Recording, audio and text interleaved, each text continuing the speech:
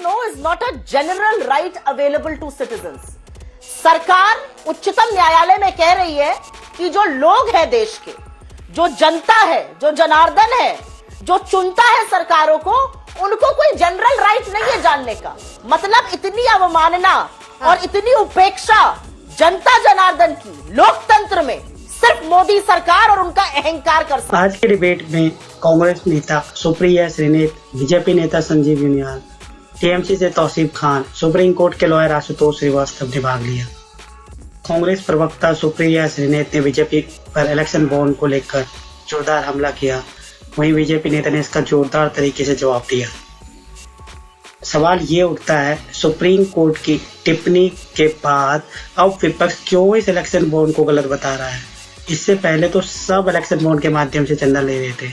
देखते रहिए पूरी वीडियो हमारे साथ। May I dare use the word unsubstantiated argument? दूसरा कोई हो ही नहीं सकता है कि लोकतंत्र में लोगों को जानने का कम हक है। जो दो चार पूंजीपति है उनकी प्राइवेसी बनी रहनी चाहिए। इसका सिर्फ एक आंसर है अंजना जी, आपके डायरेक्ट सवाल का। आपके डायरेक्ट सवाल का जवाब है दूध का दूध और पानी का पानी हो जाए, सबके नाम आ जाने दीजिए और देख लीजिए कितने लोगों के खिलाफ ईडी और सीबीआई केसेस उसमें से है, या किसने दिया और उसके खिलाफ केस कब बंद हो गया। यही क्विड प्रो को है। आज जब सुप्रीम कोर्ट कहता है कि यह अलोकतांत्रिक, अनकॉन्स्टिट्यूशनल है, असंवैधानिक है, तो यह भ्रष्ट है, यह इलीगल है। और इस भ्रष्ट नीति को लाने वाले प्रधानमंत्री को आज अपने पद पर बने रहने की क्या आशा की जा सके? क्यों यहाँ पर भाजपा का प्रवक्ता? Bye bye, tata, good bye, गया। जब पश्चिम बंगाल में है, बावजूद इसके आपको जो मिला है पैसा वो बहुत करीब है। ये देखिए, मतलब मुश्किल से 8 और 23 यानी 31 करोड़ का सिर्फ फासला है कांग्रेस पार्टी से। तो ये चमत्कार कैसे हो रहा है? अंजना जी, आपने डेटा दिखाया है 2018 से लेकर के अब तक का। 23 का है। मैं पहले बताऊं कि सुप्रीम कोर्ट ने जो फैसला दिया है, कोर्ट में पिटीशन फाइल कर दिया गया था। पिछले 6 साल में इसका फायदा किसको मिला? इसका फायदा केवल और केवल उन्हीं को मिला जिन्होंने ये अमेंडमेंट लेकर के आए थे, यानी कि बीजेपी। और आपको? आप देखिए, को मारो, हमको जिंदा मत छोड़ो सालो। हम कोई मंदिर का घंटा है कि कोई भी आके बजा जाता है। किसी भी कानून को, किसी भी तरीके के उसको अनकॉन्स्टिट्यूशनल कहना। आशुतोष जी आ रहे हैं, एक सेकंड। नहीं, मैंने उनको बोला, आपकी बात आपने कहा था, आखिरी बात है, पूरी हो गई, अब जवाब सुनिए इनका। उसके बाद आशुतोष जी, क्योंकि उन्होंने आपकी दलील को बेतुका कहा है कि राइट टू प्राइवेसी उन लोगों का है, या वो पूंजीपति कह रही हैं जो इलेक्टोरल बॉन्ड। रुक जाइए, एक बार संजीव जी जवाब दे रहे हैं। सुप्रीम कोर्ट ने अगर किसी लॉ को अनकॉन्स्टिट्यूशनल कहा है अंजना, तो इसका मतलब नहीं है कि वो भ्रष्ट हो गया। ये एनालिसिस कौन सी है इतने बड़े चैनल पर ये कहना क्योंकि अनकॉन्स्टिट्यूशनल है, इसका मतलब है कि वो कॉन्स्टिट्यूशन के दायरे में कहीं ना कहीं फिट नहीं बैठा, उसको आप फिट करके लाइए। क्योंकि नीति बनाना और नीतियों को बनाकर इंप्लीमेंट करना, एग्जीक्यूट करना सरकार का पार्ट है। मैं इस नीति को चेक करूंगा अपने दायरे में, क्या कॉन्स्टिट्यूशनल दायरे में फिट होता है या नहीं होता। तो कॉन्स्टिट्यूशनल दायरे में फिट नहीं हुआ सुप्रीम कोर्ट का, तो उसने सरकार को दोबारा दिया। उन्होंने जवाब दिया कि अगर लिस्ट निकलेगी तो पता चलेगा कि डरा कर एजेंसियों से कंपनियों को फोर्स किया जाता है कि इलेक्टोरल बॉन्ड खरीद के। इस पर मैं 2 बातें कहूंगा कि अगर हम जाते हैं आज मार्केट के लिए, मार्केट में आप देखिए सेंसेक्स को देखें आप, अब किस पार्टी में, किस कंपनी में पैसा लगाना चाहते हैं, इसी तरह ही है। दूसरी बात ये, एक बात मैं बड़ी जो वैचारिक रूप से कहना चाहूंगा आपके करोड़ों दर्शकों को, कि संगठन बड़ा है या व्यक्ति बड़ा है। जब भी कोई व्यक्ति बड़ा होगा, परिवारवाद की पार्टी होगी, तो लोग परिवार के लोगों को पैसा देंगे, और वो पॉलिटिकल पार्टी को जब पैसा मिलेगा किसी भी रूप में दलील है तो वो छटपटाएंगे। पॉलिटिकल पार्टियों पे विश्वास होना चाहिए लोगों का। आपके पास कोई एक व्यक्ति लगातार करप्शन के लिए पैसा ले लेता है अपने अकाउंट में, उसका कोई सुनवाई नहीं, स्विस बैंक में डाल देता है, परंतु दूसरी पार्टी उसको एसबीआई के थ्रू लेती है। और आपके उसमें मैं देख रहा था 9 करोड़ से ज्यादा जो बेनिफिट हुआ है इन बॉन्ड से। किसको? सुप्रीम कोर्ट को नहीं, एसबीआई को, स्टेट बैंक ऑफ इंडिया को, बीजेपी को नहीं, स्टेट बैंक ऑफ इंडिया को 9 करोड़ रुपए का रिवेन्यू मिला है इन सारी ट्रांजैक्शंस के बाद, बॉन्ड्स के मिलने के बाद। तो ये सरकारी ट्रेजरी 9 करोड़ मान लीजिए, ये 90 करोड़ तक टच करेगी। ये किसके लिए किया? सुप्रिया जी, आवाज नहीं जा रही है, शाउटिंग मैच में एक करके सब लोग अपनी बात बोलेगा। मैं तौसीफ साहब फौरन आऊंगी, मुझे पता है बहुत देर से आपको इंतजार करा रही हूँ। नंबर 3 पर आपकी पार्टी है, आपको भी उतना ही आज बोलने का अधिकार है। लेकिन आशुतोष जी, बहुत सीरियस इशू है। वो कह रही है राइट टू प्राइवेसी जो आप कह रहे हैं, बॉन्ड देने वालों का जो पैसा अपना मतलब अनोनिमस रहकर उनको बताना भी नहीं है किस पार्टी को दे रहे हैं, क्या दे रहे हैं, उनका अधिकार बड़ा है या इस देश की जनता का जिसको ये पता होना चाहिए? देखिए, पहली बात तो ये है कि मैंने जो बोला मैंने जनता के लिए ही बोला। ये जो वोटर जो हैं वही उसमें पे कर रहे हैं, वही डोनेशन दे रहे हैं। तो मुझे ये नहीं समझ में आ रहा कि मैं वोटर के पॉइंट ऑफ व्यू से, अगर कोई भी वोटर चाहे वो कंपनी के फॉर्म में हो या इंडिविजुअल हो, जो पैसा डोनेट करना चाहता है वो ये नहीं चाहता कि वो अननेसेसरली पॉलिटिकल राइवलरी के अंदर वो फंसे 2 पार्टीज या 3 पार्टीज के बीच में। वो अपना प्राइवेसी अगर मेंटेन करना चाहता है तो ये उसका बेसिक पर्पस रहा होगा या था, ताकि जो है दोनों में जो है एनिमिटी क्रिएट ना हो, पॉलिटिकल पार्टीज में लड़ाई झगड़ा कि नहीं तुम्हें हमें पैसा देना होगा, तुमने उस पॉलिटिकल पार्टी को कैसे पैसा दिया। तो देखिए, ये एक इंडिविजुअल आम जनता जिसको चाहे उसको वो डोनेशन दे और जिस क्वांटम में चाहे उस क्वांटम में, उस पर तो कोई जबरदस्ती तो है नहीं कि आपको इसी पार्टी को देना होगा या उस पार्टी को देना होगा या आपको इतना पैसा देना होगा या उतना पैसा देना होगा। वो उसकी इच्छा है, उसकी मर्जी है, वो जिसको देना चाहे वो बिल्कुल सेफली दे और सिक्योर्ड वे में दे। ये उसका बेसिक पर्पस था। दूसरी बात कि आज जो ये मुद्दा उठाया जा रहा है, बहुत सारी पॉलिटिकल पार्टी जो बोल रही हैं, उन्होंने तो इसी सिस्टम से तो पैसा लिया। अभी सुप्रिया जी ने जो बोला उसमें भी आप देखिए, आप ही ने बताया कि कुछ लगभग 1100 करोड़ जो है उनको भी जो है पैसे आए हैं इसी सिस्टम से। तो उस समय क्यों नहीं मना कर दिया गया कि हम इस सिस्टम से पैसा नहीं लेंगे, हमें पैसा नहीं चाहिए? उस समय तो लिया जा रहा था। आज जब ये ऑर्डर आया है तो उस ऑर्डर, देखिए ऑब्वियसली सुप्रीम कोर्ट ने सर्टेन फाइंडिंग्स किया है जिसको डिनाई नहीं किया जा सकता। एट द सेम टाइम मैं ये नहीं कह रहा कि कोई भी इसका पर क्या ऐसा करना पॉलिटिकल ठीक है? पार्टी या कोई इंडिविजुअल। एक सेकंड वकील साहब, क्या ऐसा कहना सही है? क्या सारा नैतिकता का ओनस अन्य पार्टियों पर डल जाएगा, पार्टियों पर डल जाएगा कि हम नहीं लेंगे ये बॉन्ड्स?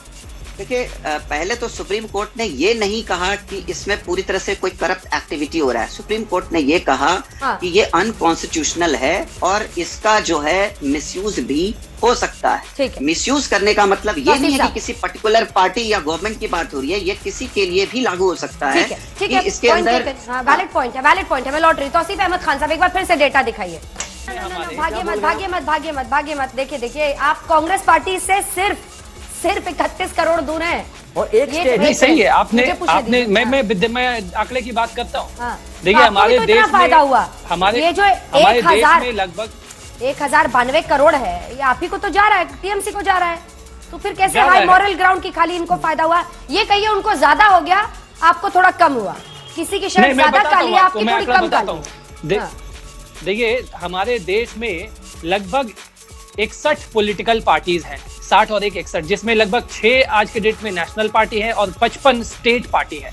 61 पार्टी की इस देश में जहां 61 पॉलिटिकल पार्टी है, उसमें केवल बीजेपी को 2022 और 23 फाइनेंशियल ईयर में 90% कॉर्पोरेट फंडिंग मिला है, जो कि लगभग 719 करोड़ आता है जो बीजेपी को मिला है 22-23 फाइनेंशियल ईयर में। कॉर्पोरेट फंडिंग का 90% जाता है बीजेपी को। पूरा एक अकेला पार्टी जहां पे 61 पार्टीज है और ये इसको, पर ये वही पार्टी है ना जो अपने दम पे बहुमत ला रही है, जनता का भी समर्थन मिल रहा है, उसको आप अलग कीजिए ना। आप ये चमत्कार समझाइए ना कि आप लोग कांग्रेस पार्टी से सुप्रीम कोर्ट ने क्या बोला? आवाज नीचे कीजिए प्लीज सर, चीखे मत।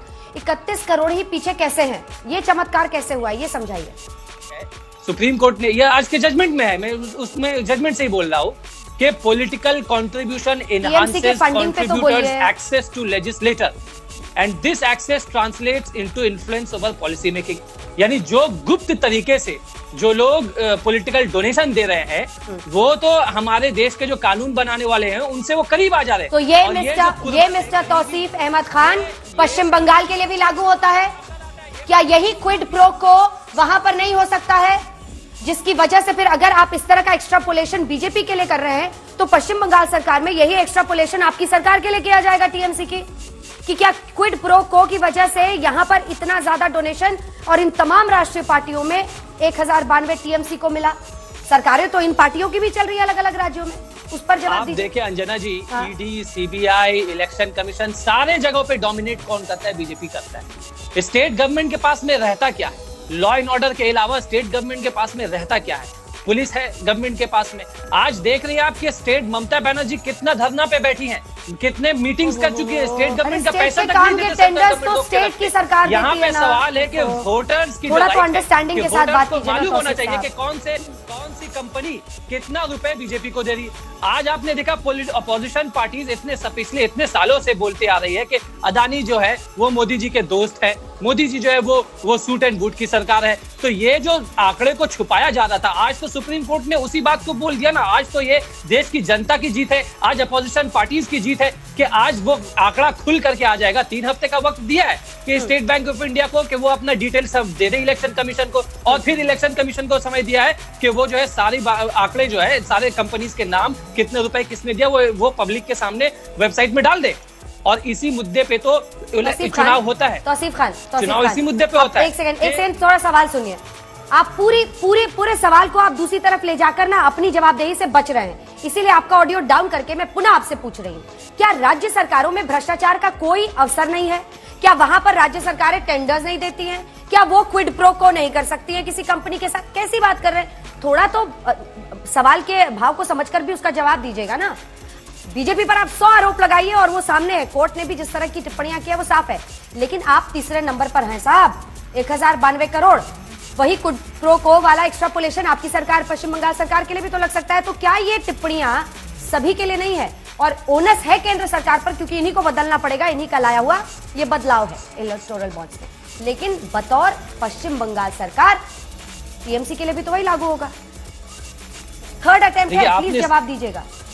आपने सही कहा कि राज्य सरकार में भी, हर देश के बहुत सारे राज्य सरकार में भी करप्शन होता है, बीजेपी के सरकार में भी करप्शन होता है जहां पे बीजेपी की सरकार है, लेकिन वहां तो कोई जांच ही नहीं होता।